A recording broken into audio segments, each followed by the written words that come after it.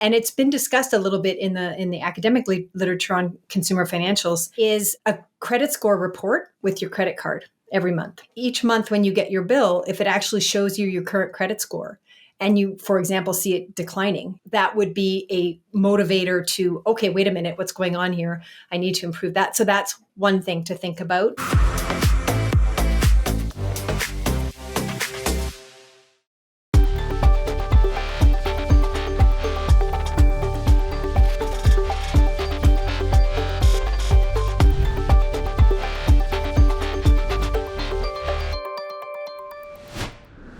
Hello, thanks for being here. This is Strictly Money, where finance and your prosperity meet. I'm Saijal Patel. We have a great show for you today. Now, if you haven't seen the latest news on Canadian household debt, hold your breath because I'm going to share it with you. According to Statistics Canada, most Canadians have more debt now than savings. It's a huge problem, because we can't debt our way to retirement or financial freedom. Now, is it all our fault? No, there's lots of things going on in the economy that is affecting our ability to save. But there are things that we do, our behaviors and our habits that are putting us in debt. And that is what we are going to cover today. June Cotte is a marketing professor at Ivey Business School, that's Western University, and she researches consumer behavior, why people get addicted to gambling, and even marketing tactics that get us to spend. And we are going to cover it all. Welcome to Strictly Money, June. I'm so excited to have you here and for the conversation that we're about to have. Oh, thank you for having me. So unless people have been living under a rock, we know that there is a rising debt problem, and in particular, credit cards, but also mortgages. And logically, June, we know that we should spend less than we earn, except most of us don't do that. And there's really a cost to this, isn't there? Because people are stressed out. They're not able to meet their goals. So why do people spend on things that they probably shouldn't spend on, especially all these frivolous things? What's going on? Well, let's start by talking about cards in general, because really about 65% of global point of sales are done by card. So there's a huge convenience factor to paying by a card, whether it's a credit card or a debit card. And so I think we just need to be clear about that. That is a convenience factor that people like. There's also a growth in credit card use as people think they need to use a credit card to build a credit rating, for example, and which we know isn't true, but there's a widespread perception that, well, I have to have a credit card to build a credit score or credit rating. Is it not true? No, I think you can build a credit rating paying your utility bills, having a good rent payment history, for example, and just in general being a responsible consumer. You might need to get a credit card at some point, but I think there's far too much perception that we need to have, a lot of credit cards, or at least one big credit card to build our credit rating. So I see why people get started. It's a perfectly logical reason why people get started. But what happens is, for some consumers, they use a credit card as an emergency fund instead of savings, which is where you start to get into some trouble. It's more painful to pay with cash. And so when you pay with a credit card, it just seems a little bit easier. It doesn't seem as though you're actually spending. So you don't have that psychic, like, oh, I'm giving money over. And so those things can contribute to spending more than you probably should. It's a little bit easier to budget with a credit card and statement, for example. So some research by a team from Stanford showed when you use cash, you use it often to purchase something you don't want to justify.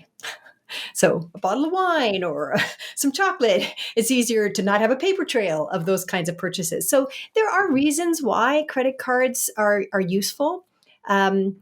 But we have let them get out of hand. And you mentioned something right up front, which is when we use credit cards now for frivolous spending or even good spending, like for a piece of furniture, but that we really can't afford, there is a short-sighted tendency to forget that that is going to curtail our spending in the future.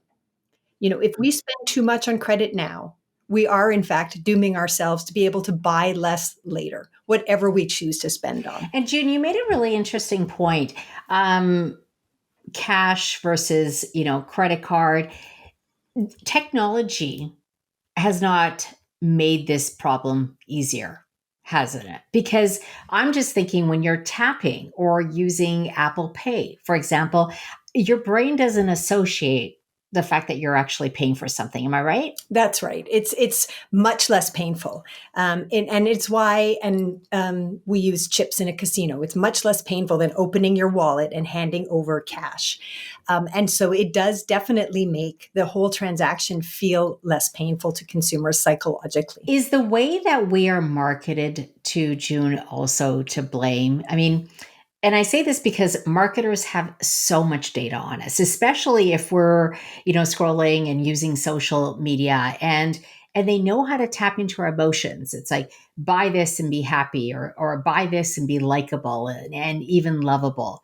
So how much does marketing tactics have to do with this? A lot. And I came across something recently that was quite alarming, which is it's sort of related to this topic, which is the gamification of credit card points, but more importantly, investment applications. So, for example, Robinhood, investment apps that allow you to, build wealth. That's the purpose of investing. Except with the gamification, there's a team of researchers showed that from University of Arizona that when you gamify these things, consumers take more risks. So by adding in things like leaderboards and badges, consumers are motivated to win the game, not just build wealth. So there's one marketing tactic that, this is a good thing, an investment vehicle, but by gamification or by adding points and tiers, we can encourage consumers to take more risky choices. Other more mundane marketing tactics, buy one, get one free. That appeals, to that feeling of getting something free. But in fact, consumers need to stop and say, do I even need one of these things, let alone two of these things? Other tactics would be, artificially price comparing. So compared to the original price of $500 or something like that, and they've got it listed for $100. Well, nobody would have paid 500, for example. And, artificially raising that comparison price makes consumers psychologically feel like they're getting a bigger deal than they are. So, June, you hit on something really interesting, and I want to cover this. When we were talking about gamification, let's talk about gambling, because this is something you cover.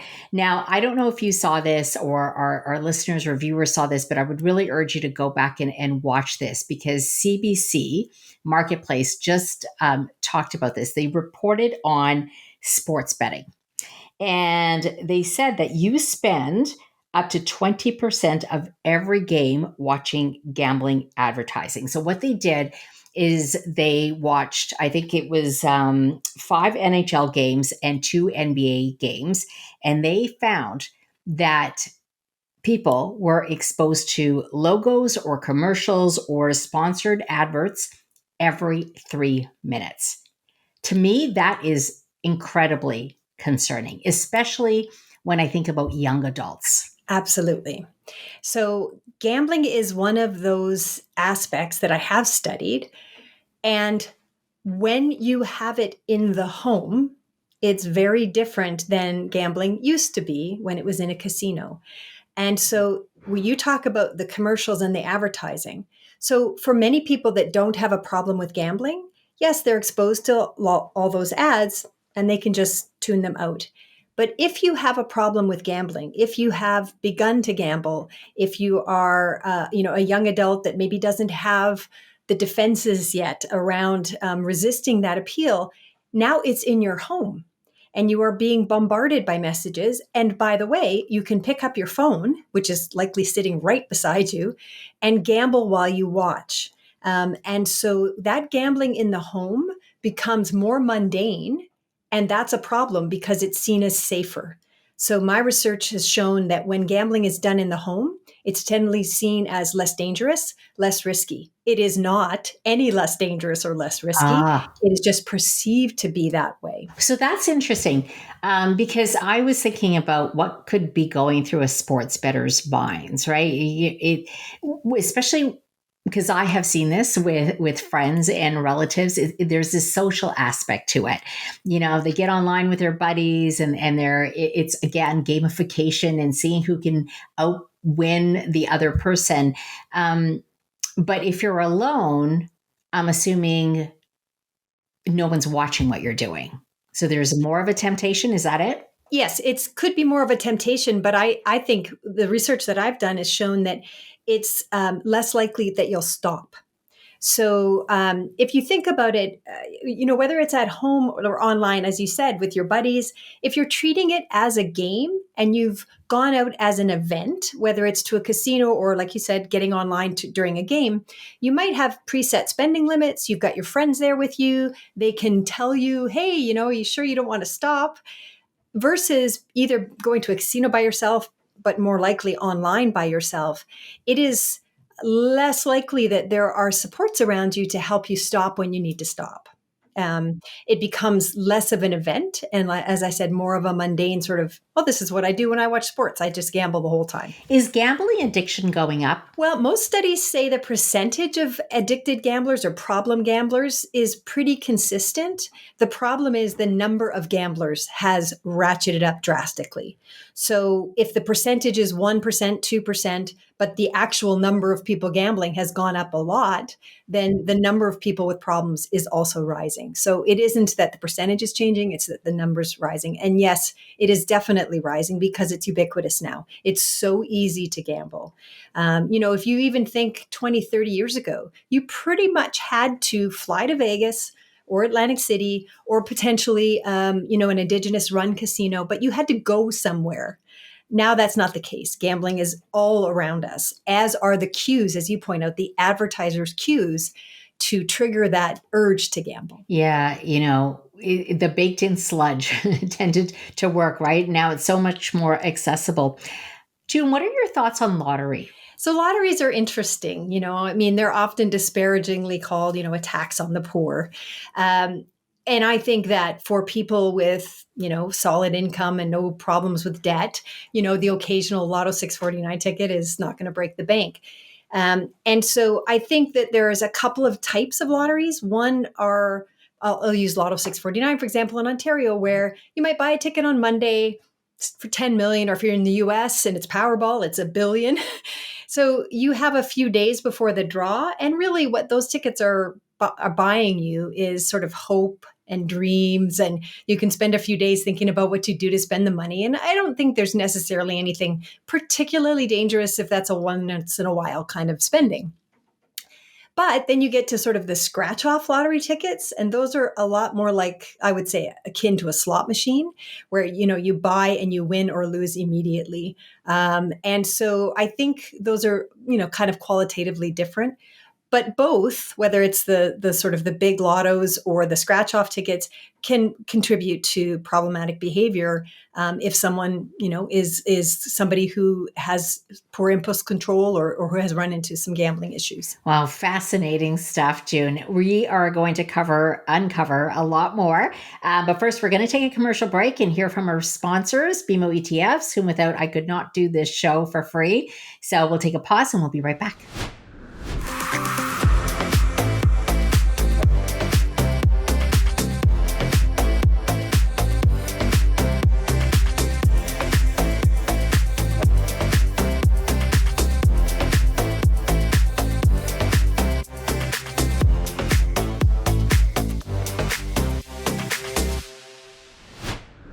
Welcome back. I'm here with June Cotte.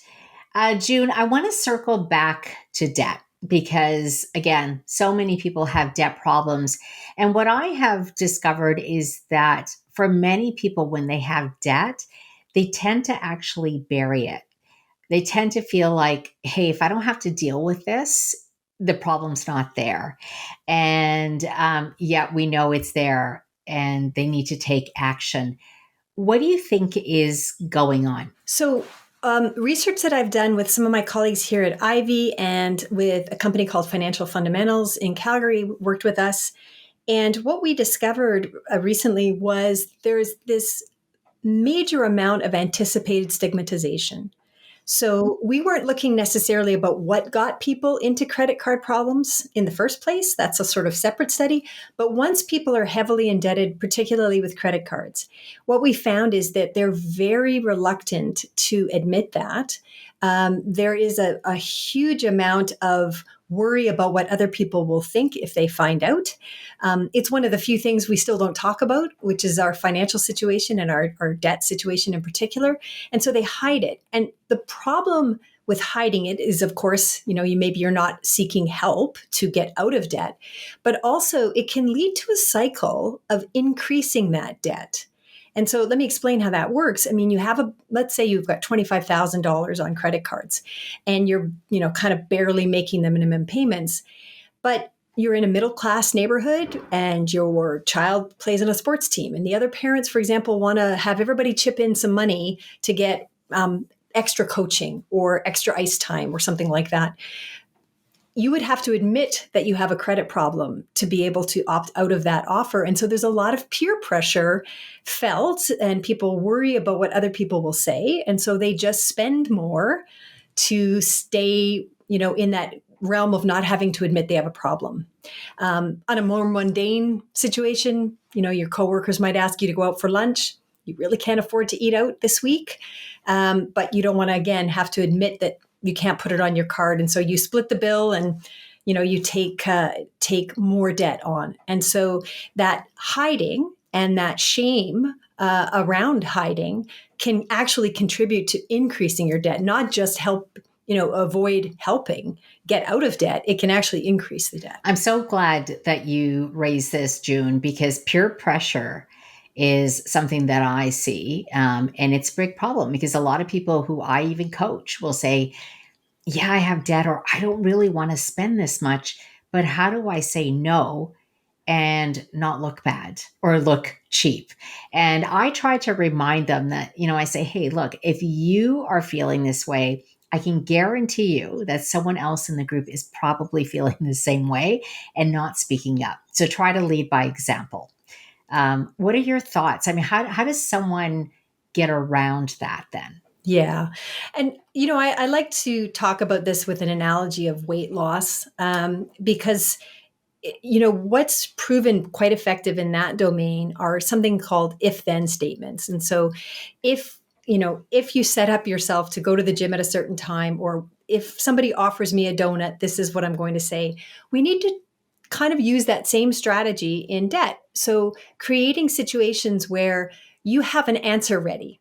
And, I would hope, as you said, that we could feel more comfortable leading by example and talking about debt. But for those people that aren't going to be comfortable talking about debt, then they need a way to get out of that situation. And so, whatever it might take for them to create a way out is what they need to practice ahead of time, because then you're not sort of constructing in the moment an excuse or feeling bad. And so if you have an if then, you can say, all right, if I'm asked to go to a restaurant or after work drinks and I can't afford it, then I'm going to say this, and it's a strategy that you can just practice and use. It's easier said than done. I understand that, but thinking about it ahead of time can help you create ways to extricate yourself from a situation that will make you feel uncomfortable. Does debt counseling or even group therapy work? And the reason I'm asking you this is, and this is a completely different, but I think about AA, being around people who might understand your situation where there might not be that shame and stigma. I'm curious to know whether that would help. Yes, I think that, our research shows that that kind of environment helps more than individual one-on-one coaching, for example. And it is at the heart because of this anticipated stigmatization. If you can talk about this without judgment with other people that are struggling through it, share tips and tricks. For example, in that group situation, those kind of if-then scenarios can be shared. Like, oh, when that happened to me, this is how I got out of it. So you get support, you get less judgment or no judgment, and you get practical sort of tactics that can help you that other people have used as well. And so I think the AA example is a good one. It's a good analogy here. Individual credit counseling, of course, for people, for some people that will be very helpful. But honestly, in our research, and others people's research, it's not really a math problem. People, middle class people making good salaries who have extraordinary amounts of credit card debt, they know how compound interest works, but they've gotten themselves into a problem that they're having trouble getting out of now. So teaching them that they should pay off their credit cards is not as helpful as helping them walk through exactly how we're going to do this. What are the strategies? How will you say these things? How will you get out of these situations? So it's not necessarily about financial literacy. It's much more about support and seeking help and not keeping secrets. June, and again, I teach this, and I'm so glad you mentioned that, because as much as I talk about financial literacy, again, we know that you can't appeal to logic. I mean, logically, we know we're not supposed to spend more than we should. We know that we're supposed to plan for retirement and save earlier. It's the emotional piece, right? And so I like the fact that you mentioned the if then and preparing yourself, because then you can sort of visualize yourself in that situation and feel exactly how you think you might feel and work your way around that. Right. And one of the things I was thinking about is a marketing tactic, for example, that you would want to prepare yourself for. So what is increasingly happening in the marketing world are the at point of sale appeals for credit or installment payments. So, you're at the checkout, you're buying something that you can afford, like you're not buying it on credit. Maybe it's $100 outfit or something like that. And they say, oh, well, you could get 15% off if you get credit right now or get our credit card, or you could pay now and pay some of it later. Online, this is happening more and more, right? So you can buy $100, you could pay for it $12 at a time or something like that. Those kinds of things, you need to, if you have a problem with credit, you need to really plan ahead for those, because in fact, a 15% discount does make financial sense, but then you're going to be left with a new card. And are you going to cut that card up once you've paid off this $100, for example? So you really have to think that through. For some people, that will be perfectly fine to do, but for other people, that could lead to a bit of a spiral of spending that they probably shouldn't get into in the first place. And not to mention the impact that could have on your credit score, right? Because when you're applying for too many of these retail cards, they're called hard hits, and it can impact your credit score, because these companies are going, why are you applying for so many credit cards? Do you have a problem? Yeah. Yeah. So circling back, I guess, or talking about credit cards, what do you suggest people do? I mean, do you have an ideal number of credit cards someone should have? I don't have any research on that, but I have, sort of anecdotes, which a lot of people have two. And what are the two for? Personal and work. That would make sense to me. That's actually what I do. So it'd be just because it helps me to organize my expenses for work versus my personal expenses. But for many people, if you're not traveling a lot for work, or if you don't have a lot of work expenses, one is probably fine. I mean, really, you don't need to have lots of credit. And people who have credit problems rotate around their cards, which is problematic. So they pay one off with the other one. And so if you can just have one and live with one, then you have the convenience of it. You have the credit building, but you don't necessarily have the tendency to move balances around, for example. I have three, and I'll tell you, I used to have two, June. So I have one, obviously, for business. I have my personal one, but I ran into a problem where it got hacked and they had to cancel it. And then they weren't sending me one for 7 days. So I was without a credit card. So I learned my lesson and I got a spare. I don't use it. It's just sitting there in case I need it. So that's Actually, what I do. so you reminded me, I have a Costco one. Oh, there you go. So I do have three because as a Costco member, you need to have their credit card. Yeah. So I don't use it other than when I go to Costco. So you're right. We do have three. What's your thought on debit then? Do you think debit cards are better for people who have or may have debt problems? Yes, they are. Mm. I mean, they have built-in limits. And so I understand the convenience of cards, but anybody that has either worried about possibly developing a credit problem or has gotten out of a credit problem and does not want to build it back up, you should be spending with a debit card because it is limited to how much you've been able to put in your bank account. Is there anything, June, that you would like to see in terms of maybe regulation or policies that you think could help? I mean, one of the things, and you and I spoke about this offline, but one of the things, and I don't actually know if this exists, but I would love to see, for people who are using their Apple Pay or even debit or credit, something pop up, a notification that says, hey, you've spent, this much this month. And perhaps, you have X as your goal. And you're reaching that point, because I think that would be a reminder for people to say, "Oh, wait a minute, I'm at my spending limit." But that's just me, and I again, I don't know if that exists. But is there anything that you would love to see that you think would help people? So I was thinking about this after we discussed it, and I actually think an app like you're describing would be fantastic, much like Netflix, where it says, "Are you still watching? Do you still want to continue to play?" I think that would be very, very useful. I was trying to think of something else, and one of the things I thought about would be, and it's been discussed a little bit in the academic literature on consumer financials, is a credit score report with your credit card every month.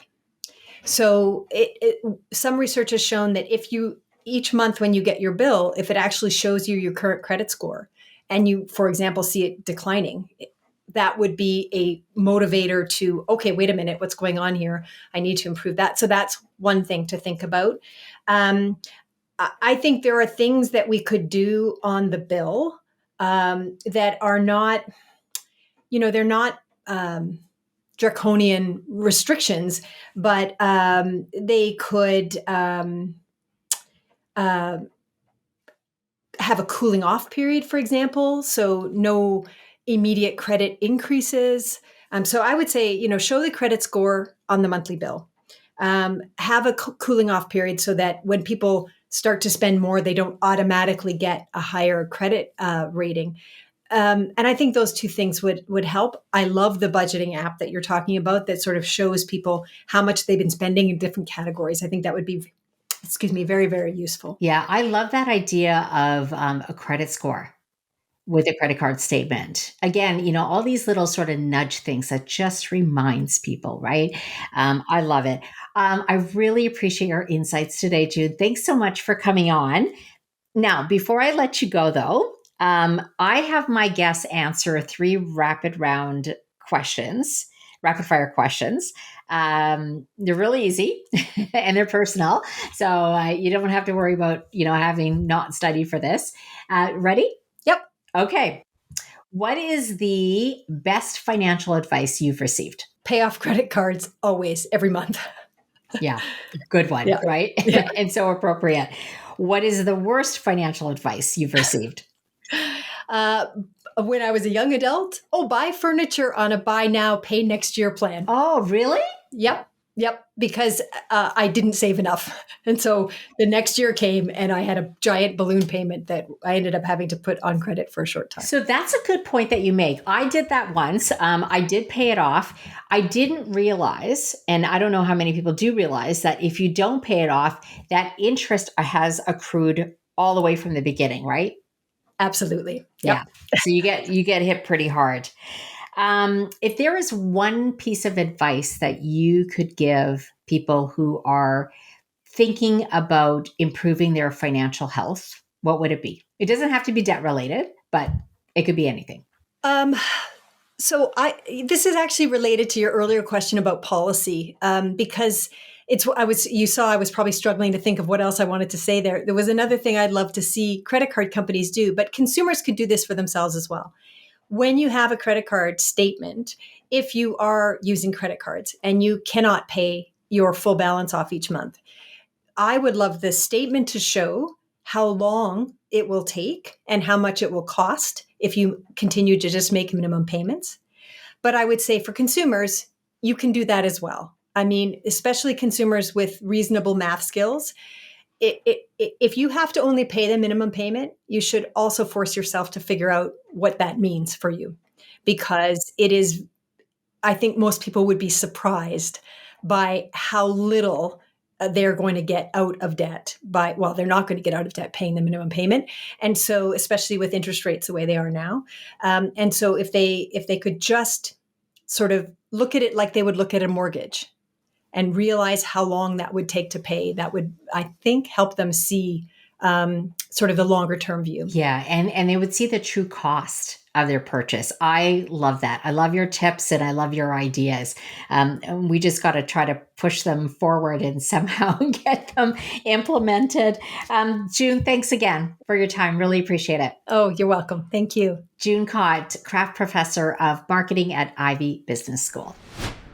Well, that does it for this show. Now, don't forget to catch our previous shows. We have ideas on where to invest, how to fix the housing crisis, and how to beat rising insurance premiums, and so much more.